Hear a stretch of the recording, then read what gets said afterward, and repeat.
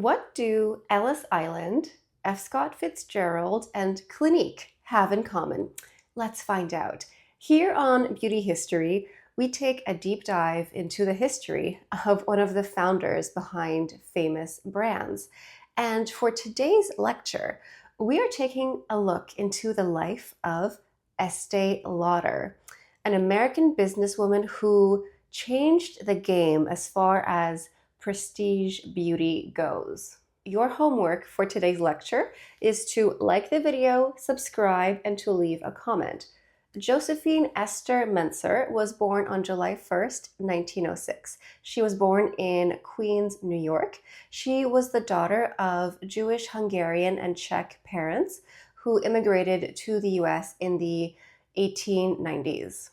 She grew up poor. She was one of 8 children. Her father had been a tailor back in the old country, but once he immigrated to New York, he found it to be more lucrative to run a hardware store. So the hardware store was on the bottom and the family lived on top.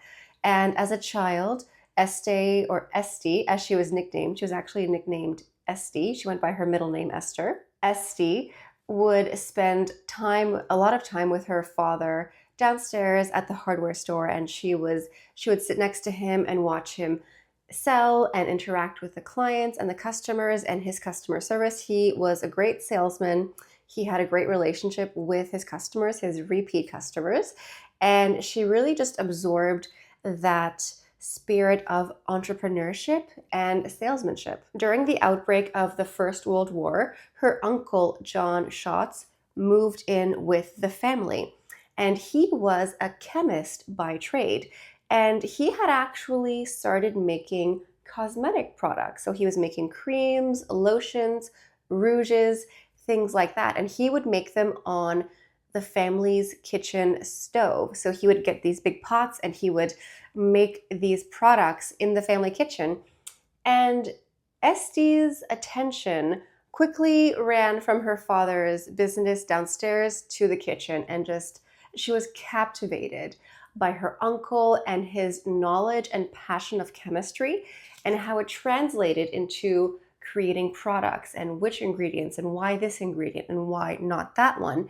And not only that, but he was big into massage techniques as well, because it wasn't just the cream or the lotion itself that was important.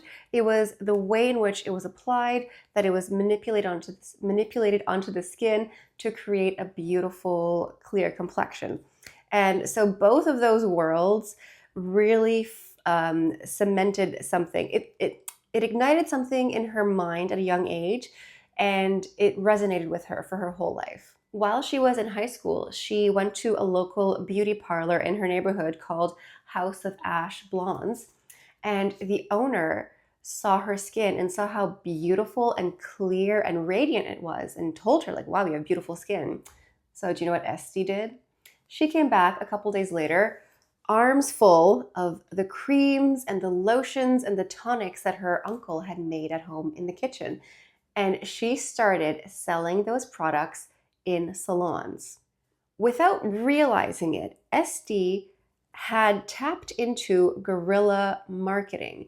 She would go to salons, and as women were sitting there in the chairs getting perms, getting hair dye, getting their hair dried, you can't really move for a while. She would show up with her little lotions and potions, and she had a very tactile approach. She would apply the creams and the lotions and apply the massage techniques on the clients at the salon, and she would show them how to do it at home. But this tactile approach created a connection with her clients, which made them more likely to like Estee and also want to purchase the products because they could see the effects of the creams right away. Instead of just buy the product and apply it at home, they could see the moisturizing, the soothing effects right away at the salon. Above all else, Estee was a saleswoman. She could sell anything to anyone. That was really her gift in life, was her charm, her ability to connect with her clients. That's really what made her, because this was a very long time ago. There was no Instagram, no TikTok, She was able to succeed because of word of mouth. People enjoyed her, her presence, her experience, and her products. They would tell their friends, they would tell their neighbors, they would tell their in-laws, and that's how Estee became who she would later be. But it's just really remarkable that she had this innate talent, and then with the environment that she grew up in, it really catapulted her. However, not every experience that she had was spectacular. One particular experience was very marking and very cruel. So she was at a salon doing her regular shtick, and she commented on a patron, said, "Oh, you have such a beautiful blouse. It's so lovely. Where did you get this? It's so lovely." Uh, the client looked at her and said, "Why do you care? You can't afford this." Like I stated, Estee grew up in Queens, New York, but she grew up in a neighborhood in Queens called Corona, Queens. At the time, Corona, Queens was known for its ash dump. So there was a dump in the neighborhood where all of the detritus from the burning coal would be collected, and the ash mounds would be then shoved onto these salty marshes. And F. Scott Fitzgerald referred to this neighborhood as the Valley of the Ashes in his novel The Great Gatsby. So she grew up poor. She grew up next to a dump. There were some disadvantages given to her in life. This was particularly marking for Estee because it was sort of just compounding onto a complex that she had. She was the daughter of two immigrants. She wrote in her autobiography that she did resent her upbringing in a way because she said that her parents, quote, had old country ways. Both were European in very straight laced ways. And I desperately wanted to be 100% American, end quote. So she was stuck. She wasn't from the old world. That was her parents' world. That's where they were born and raised, but they moved to America. She was American. She was born in the US. She grew up in the US. But she felt like she didn't actually belong in either one. She always felt outcast. She always felt like she had a mark on her that people could tell that she didn't belong to the world that she desperately wanted to be part of. She really wanted the glitz, the glamour, the flowers, the furs, the wealth that she saw around her, but she did not have access to. In her autobiography, she also stated, "I wanted to see my name in lights, but I was willing to settle for my name on a jar," end quote. Spoiler alert for the lecture. She did succeed, but we still have more to cover. It was around this time that she decided to reinvent herself. You see, the clients that she was selling to were wealthier. They had more money, they had a more luxurious life, they had a more comfortable life. And she realized, if I'm going to tap into this market, I have to mirror them. I have to be one of them. So she started creating some little fiblets, some lies about her life. She said that her family was Austrian, that they were from Vienna, the capital, beautiful, chic city. She said that she grew up with nannies and stables and horseback riding. None of that was true. But this was in an attempt to hide the shame about herself, which is sad, but it happens. And this is when she changed her name from Estee to Estee. She added Estee to sound more French and to sound less Jewish. She didn't want people to be able to clock her and to discriminate against her. After high school, Estee continued to sell her uncle's products, but she met a young man named Joseph Lauder, with a T, not a D. And the two would get married in 1930. So Joseph's family was also Hungarian and Czech Jewish who immigrated in the late 19th century. I wasn't able to get exact dates of when his family arrived. Trust me, I tried. But his family also did immigrate to the US in the 1880s, 90s, that period, and arrived at Ellis Island. And now I have a quick little side note, because his family name Lauder was actually a misspelling for Lauder. And when the couple got married, they changed the name to Lauder, which was the correct spelling. And I have heard people talk about immigrants arriving at Ellis Island and having their names butchered. I'm sure you've heard this as well. I did some research, and according to the Smithsonian Magazine, it was actually more common for immigrants to arrive at Ellis Island with their name butchered on the ship's manifest, because when they would leave the old country, someone would write everyone's information on the ship's manifest, and then the manifest would be given to immigration officers at Ellis Island. So according to the Smithsonian, it was more likely that the name had been butchered on the ship's manifest by the ship's crew rather than immigration officers at Ellis Island. I don't know if that's true or not, but that's the information I found. And according to the Smithsonian Magazine, between 1892 and 1924, 1/3 of the immigration officers were immigrants themselves, and they spoke an average of 3 languages. The languages most commonly spoken by the immigration officers were Italian, Polish, Ukrainian, Slovak, German, Yiddish, French, Greek, Hungarian, Russian, Ukrainian, Serbo-Croatian, Romanian, Swedish, Portuguese, Bulgarian, Czech, Spanish, Armenian, Arabic, Dutch, Norwegian, and Chinese.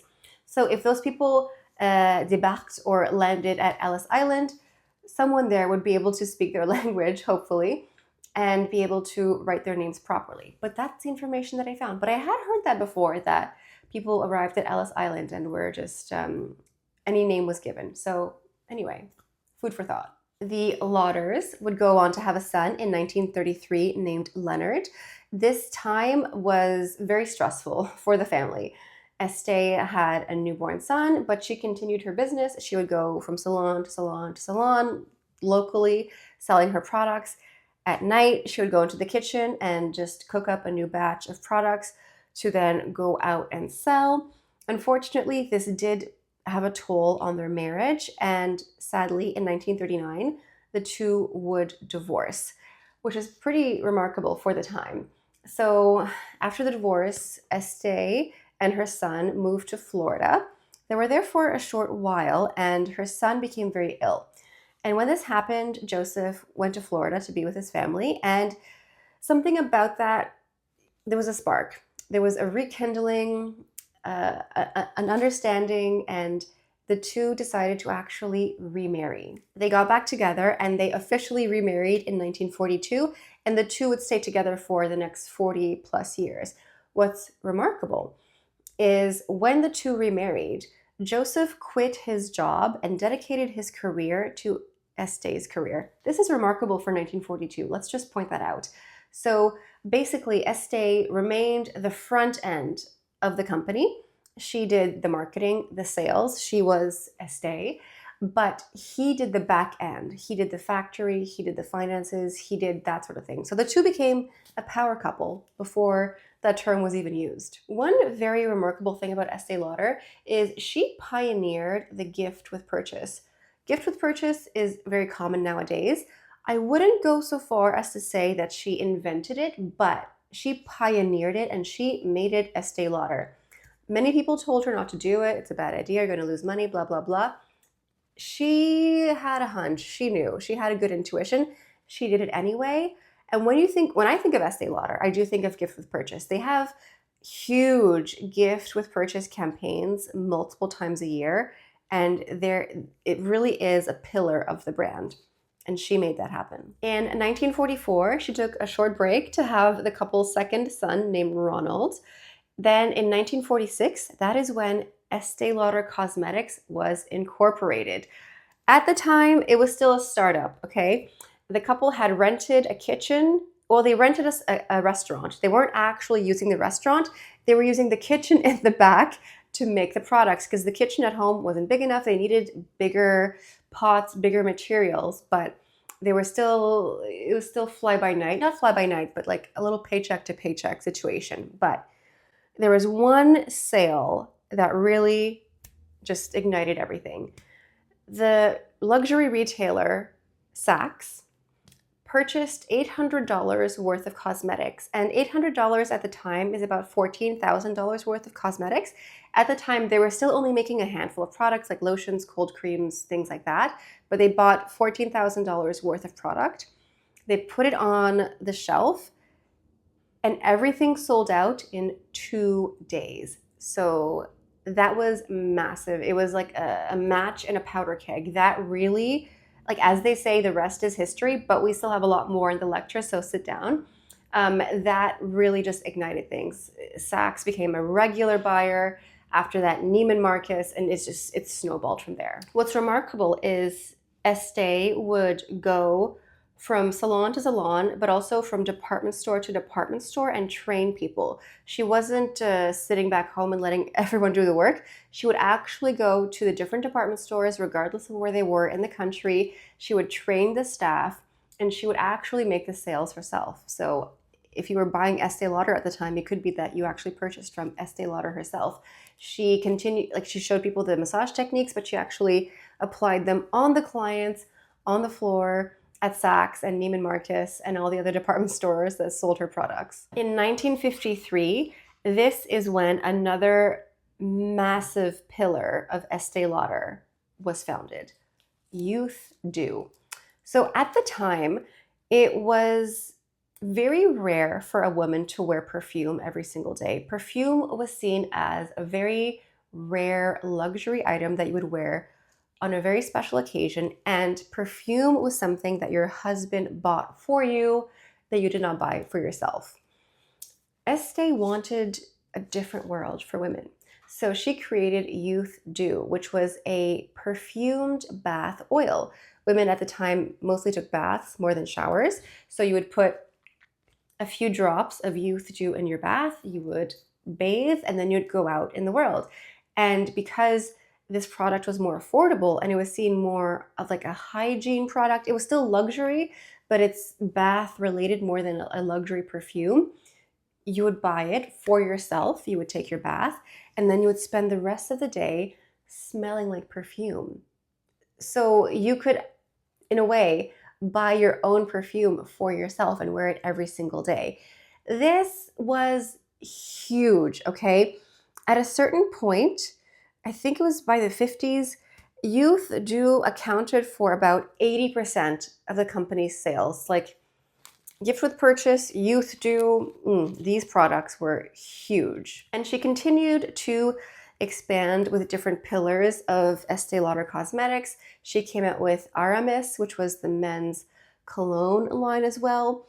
And then she decided, like she was seeing that like the world was evolving, things were changing.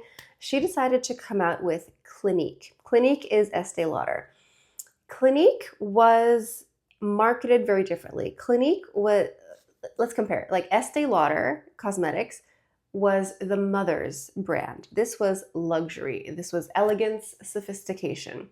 Clinique was younger, more youthful. And at the time, Clinique was the very first dermatologist-tested cosmetics line. This is insane because we take for granted things like dermatologist-tested. Of course it is.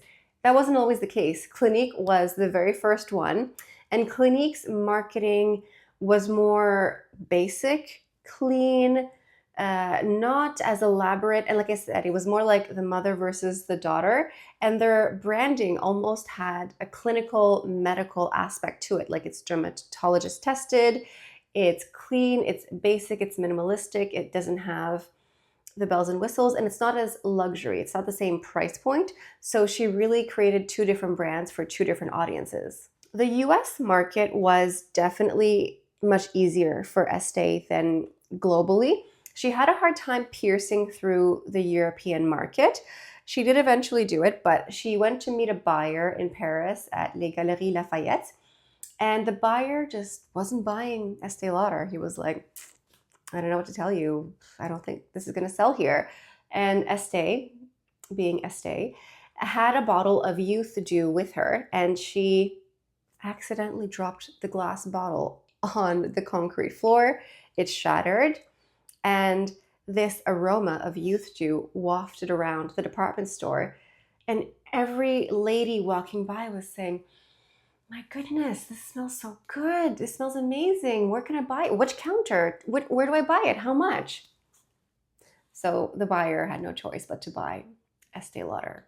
In the 1970s, once her sons were in their 30s, they went on and joined the company.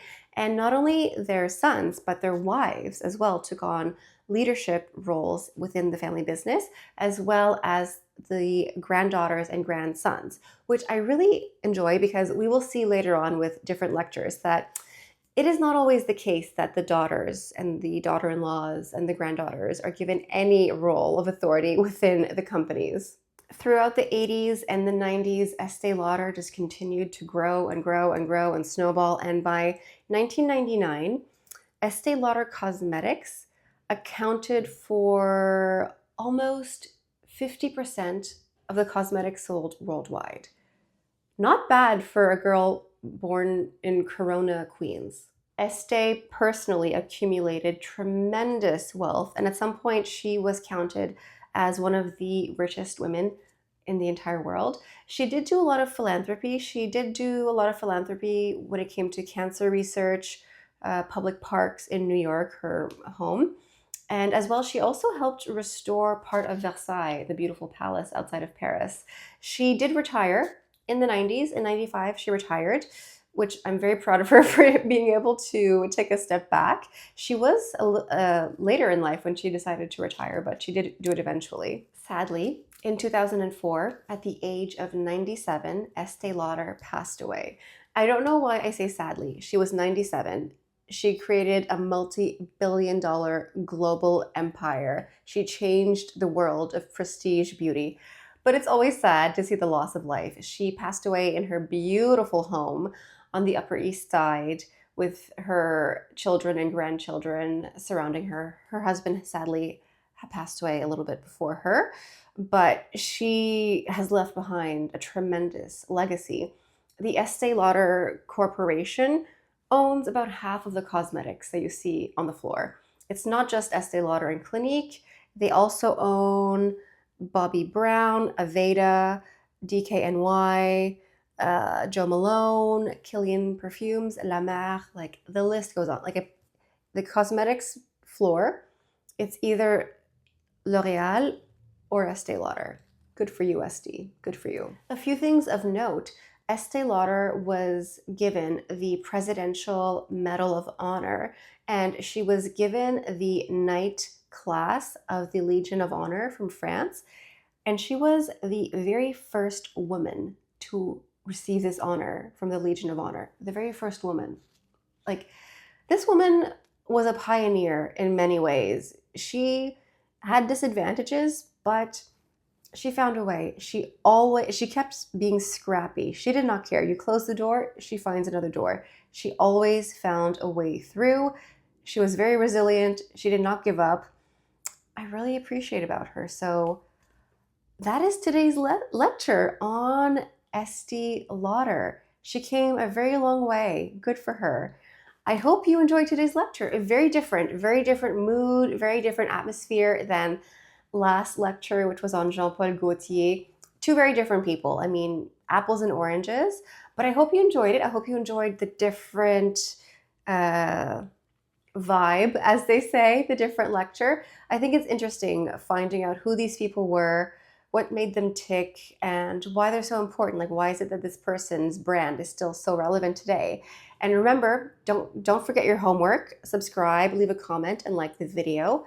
I have many people down the queue that I'm researching, but if there's anyone in particular you would like to see, leave a comment, because maybe that will be the next person that I talk about in our lectures. I really hope you enjoyed today's video. I hope you enjoyed the format. I think that's all we have on Estee Lauder. Let me know in the comments what stood out to you, what did you already know, and what was new information that you found out. I would love to hear from you. That's it for today's lecture. I'll see you next time. Bye.